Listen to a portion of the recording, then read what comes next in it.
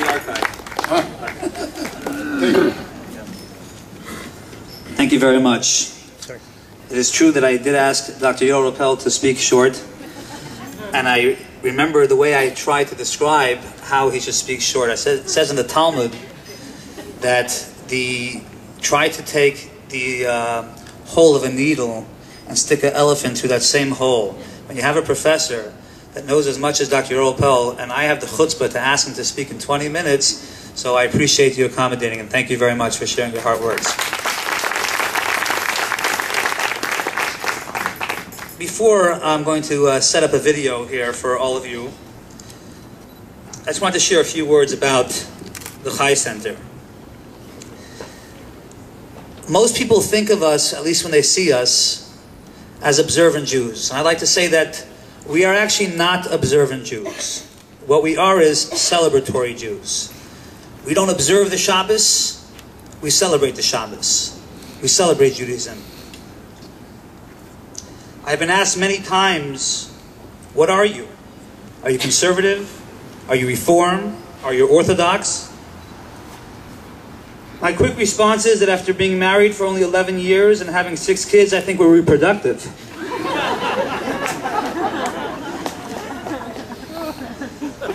At the Chai, we encourage everyone just to do a little bit more. As long as we're all advancing, that's all we need to expect from ourselves. I had coffee with a good friend of mine, who's actually here tonight, and we got into the discussion about kosher. And he said, Rabbi, I love cheeseburgers. There's no way I can give up cheeseburgers. So I said to him, why don't you try giving them up just on Mondays? This was 2 years ago. This past Friday night, I heard him in conversation. He goes, the rabbi got me. No cheeseburgers for me on Mondays. It's a start. Yidel by yidel. So why are we here tonight?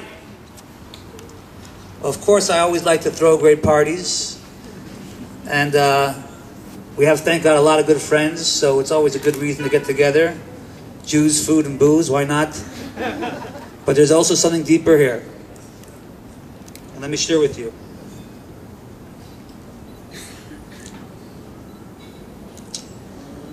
It was a Friday night about 6 months ago, just as the Chai Center really started to blow up. We've only been on Facebook for maybe a year, and the numbers are starting to double and quadruple. Our email list is up to 2,000. It was a cold Friday night. I remember the room was packed. Erica was serving fish and soup, bowl over bowl. There was no room for the waitresses. We're talking about our volunteer young adult waitresses to get through. And I noticed, pays to know people, at least in my own home, I had a seat. But I noticed there was at least 20 young adults on our front porch, right here on St. Paul Street, or Rabbi Simcha Paul Street, as I like to call it. And they couldn't get in. They couldn't get in the door. I have to tell you, it bothered me. I was dying inside.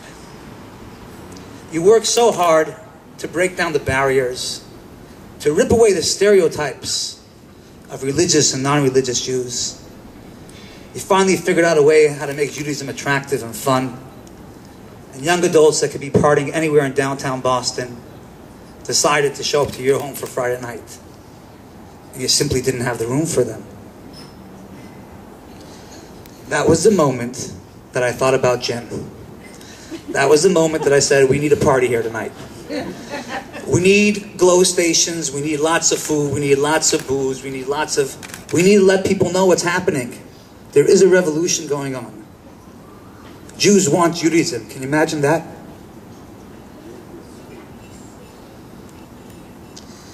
Tonight is a celebration.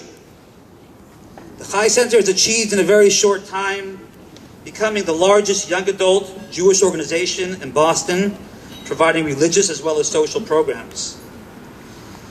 As I spoke to some of the people earlier tonight, to put things in context, high school is 4 years, college is 4 years. Today the young adult life begins at 22 and sometimes goes to 40. People are getting married later. That gives us 18 years of no Jewish platform for connectivity. You may have nifty programs in high school, and you have Chabad and Hillels in college. But what happens when you're a young adult? There's no young adult that's becoming a member of a temple, no matter what temple that you affiliate with. So we at the Chai Center created a platform. Of course, it's based on social networking, but that doesn't give you the staying power. If you offer Judaism, if you offer something that's real, that people will connect to it. Of course, you have to do it in a smart way. And of course, you have to make it fun. Yeah, we've done a good job doing that.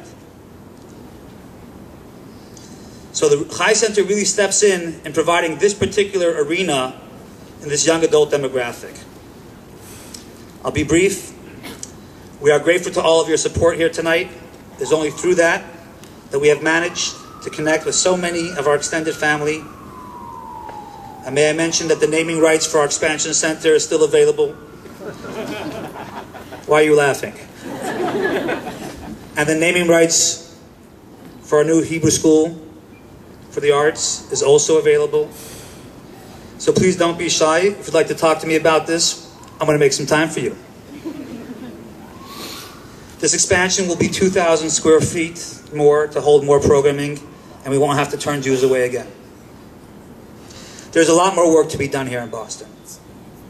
Shifra and I are very committed with everything that we have, but we need your help. I am grateful to all of you, my friends, my family, and God willing, all my new friends and supporters. We could not have done it at all without every single one of you here tonight. Please come for a Shabbat, get on Facebook, email me, but let's all stay connected. If you don't mind sitting for a few more minutes, we have a little video presentation I'd like to present to you.